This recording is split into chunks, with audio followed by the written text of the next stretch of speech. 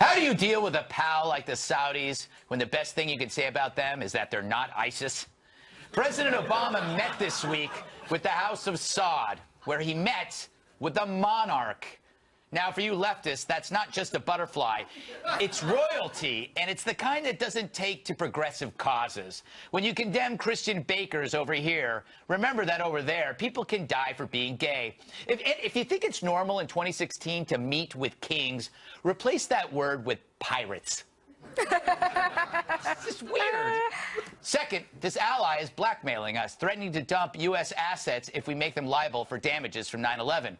Remember when we all used to get along? That was before the oil crash. Oil. If the Sauds didn't have it, they'd be Mars. The Sauds won the Earth's lottery, born on black gold. But so did we. We won the lottery because our founding fathers created a country based on freedom, not repression. And we are free to choose how we use our resources. The more we frack and drill, the stronger we are. And that's a good place to start when you're meeting with the king, standing rather than kneeling. Let's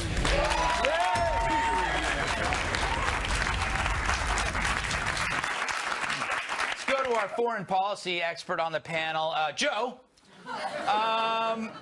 Is this just another thing to be terrified of? Are you terrified of Saudi Arabia? I am, and I'll tell you what, it must be weird for President Obama having to meet with a king, because he's like, you're the president, you're only the president.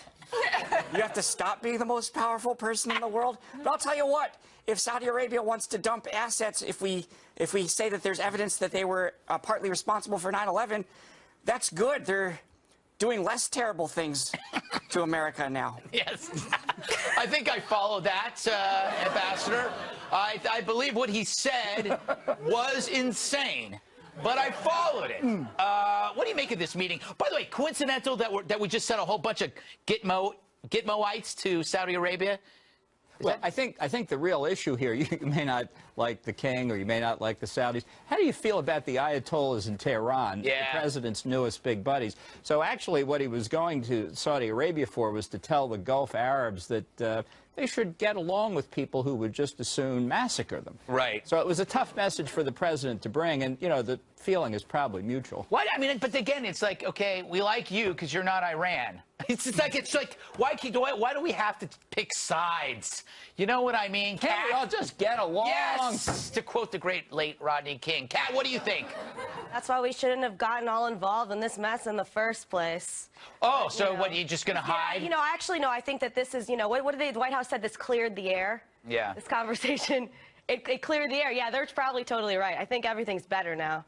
It turns out that he just had to talk to Saudi Arabia, the king, and now it's like we're all buddies. And Yeah, it's all true. good. Yeah. They always say, you know, why use email when you can walk right on over there and say hello? Yes. Yeah, no, I'm sure, yeah, he should just do this also with ISIS, with the talking. Yes. With the go over there and the say, hi, how you doing? And, like, that's just, like, how things work, I guess. Yeah, it's so true.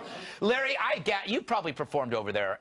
Yes, I've been to PSAP, Prince Sultan Air Base, Camp Doha, Ali Al-Salam, all the Air Force bases around that whole region. But Doha is not in Saudi Arabia. It's in Qatar.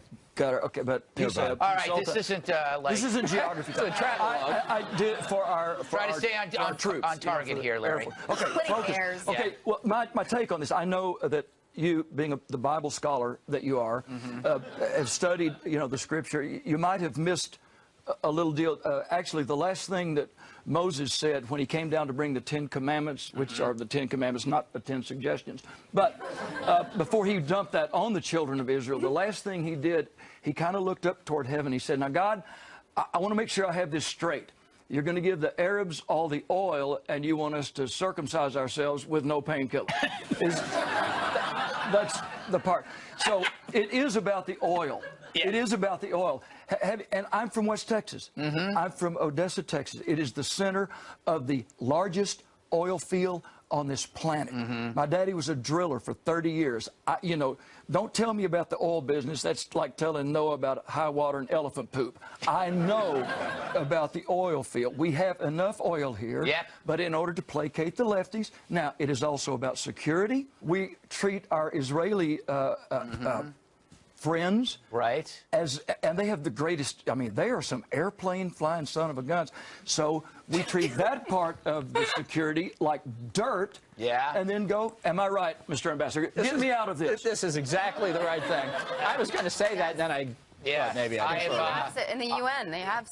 Yeah, I have no idea what he meant. Lauren, I came to you last because I want to know how we can make peace in the Middle East, and I figure you could do it in 30 seconds or a minute. Take your time. This has been so enlightening for me on this Passover, because I had no idea that that's what Moses was doing. That's right. Yeah. Actually, he turned left. He should have turned right. Should have turned right. Go get that. 40 years, give or take. I don't know that I can make this any better.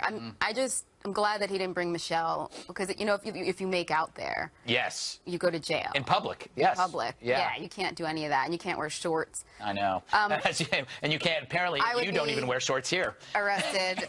I don't know. Yeah. Or pants. Right. It's mostly just like flouting my anti-Saudi opinion right now. That's why I dress like this. Well, it works. Against the kingdom. Well, I think after this segment, I can safely say we have no answers. By the way, we will always have no answers about the Middle East is arthritis of Earth. You wake up every morning and you go, oh, this now hurts. what? Oh, now it's like, and none of the stuff you buy over the counter is working, but you still rub that stuff in, and then maybe you put a heat thing on there. That's what we do at the Middle East. We're always putting stuff over there, trying to heal it, but it's just getting worse. When they do, like on TV, they'll say, and we're now going to go to our Middle East expert, and I go, what? Yes.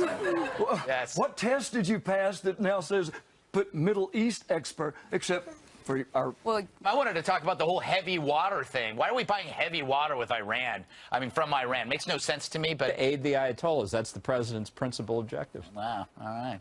What is heavy water? And I mean, like, why can't you just say plus-size water? It's like when it's weighing heavily, you know, you just kind of... I know what it is. I have those months too, Larry. Yeah, I know. Up next, I give Army-style buzz cuts to all audience members. Oh. I didn't want one. Too late. Should have read the fine print. But first, special correspondent Miles McInnes goes outside onto the street to talk to people about a specific topic, where he then films it and then puts those best parts into a single video that we can watch.